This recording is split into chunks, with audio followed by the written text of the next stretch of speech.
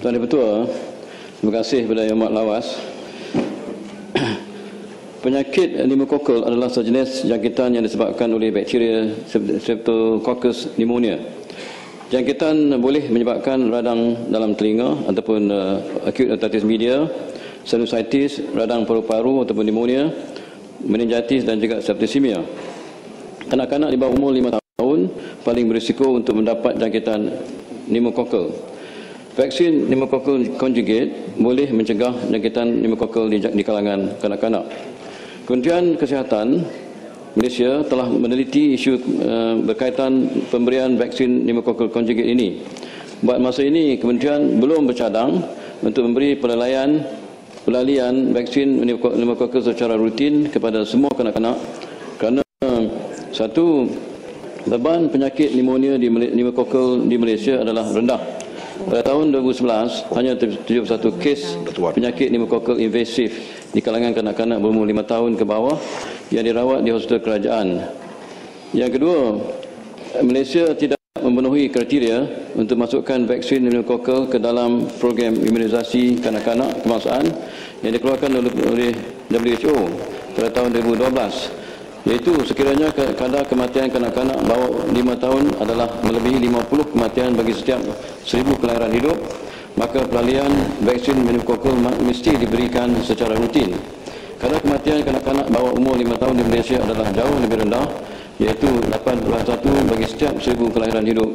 Ini pada tahun 2012. Yang ketiga, serotype matching antara serotype yang di Malaysia dengan yang ada dalam vaksin ini adalah rendah. Risiko serotype replacement juga boleh berlaku dengan peningkatan kes pneumonia disebabkan oleh serotype yang tidak dilindungi oleh vaksin pneumokokal. Maka penyakit pneumokokal dan kematian akibat jangkitannya masih tidak dapat dicegah sepenuhnya, Tuan Ketua. Lawas.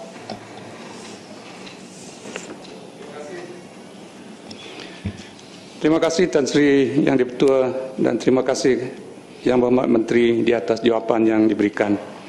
Kita difahamkan bahawa begitu ramai khususnya di kalangan kanak-kanak menjadi mangsa kepada penyakit pneumokokal di negara kita. Sedangkan kanak-kanak ini adalah aset masa depan Malaysia. Soalan saya, apakah tindakan selanjutnya pihak Kementerian Kesihatan supaya mengelakkan penyakit tersebut daripada merebak? Sekian, terima kasih. Tuan Ketua, saya dah menjawab tadi bahawa insiden kes pneumokokal disebabkan kuman pneumokokal ini adalah rendah di Malaysia, dan dia yang saya sebut tadi hanya 8.1 kes kematian berlaku per 1000 kelahiran. Walaupun kementerian sedang meneliti perkara ini, dan setakat ini Tuan Ketua, apa yang telah kita buat,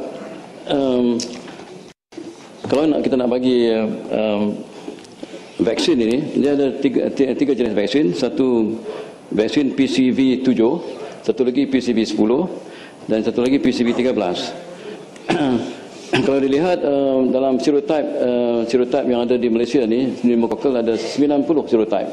Jadi vaksin yang ada cuma yang paling kuat ialah yang PCV 13, yang coverage-nya Tuan Ketua dengan izin hanya untuk 13 serotype. Ini mana kalau kita bagi ini dia tidak menyeluruh.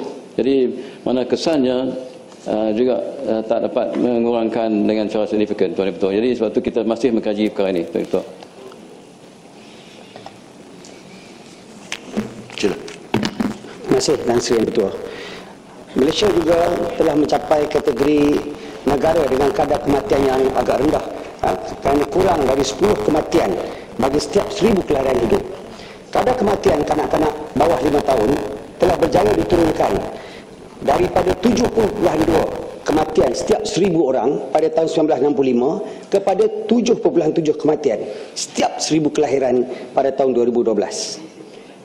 Perdana Menteri Yang Amat Berhormat Perdana Menteri telah menekankan kesemua sasaran matlamat pembangunan milenium perlu dicapai sebelum 2015. Soalan saya, apakah langkah-langkah kerajaan yang lain untuk mencapai sasaran MDG 4 dengan izin Malaysia, iaitu kadar kematian kanak-kanak bawah 5 tahun pada tahap di bawah 5.6 kematian setiap 1000 kelahiran hidup pada tahun 2015. Terima kasih, Tan Sri.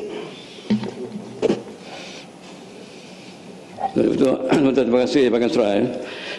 Di Malaysia kita mengamalkan kita ada program vaccination untuk kanak-kanak bawah 5 tahun.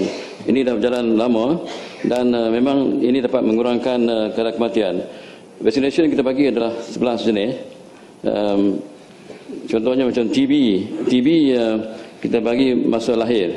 Diphtheria, tetanus, whooping cough dan Haemophilus influenza kita bagi 3 kali, iaitu masa umur 2 bulan, 3 bulan dan juga 5 bulan, dan booster dose pada umur 18 bulan. Dan satu lagi polio. Kemudian yang measles, mumps, rubella kita bagi pada umur 12 bulan dan juga 7 tahun. Dan hepatitis B kita bagi pada masa hari lahir dan juga pada 1 bulan dan juga 6 bulan. Dan HPV yang ni umur dah 13 tahun kita bagi. Yang ni nak mencegah penyakit kanser. Jadi mana program ini teruskan dan kita memang berterusan mengkaji bagaimana lagi untuk nak mengurangkan kematian pada umur yang di bawah 5 tahun itu, Tuan Ketua.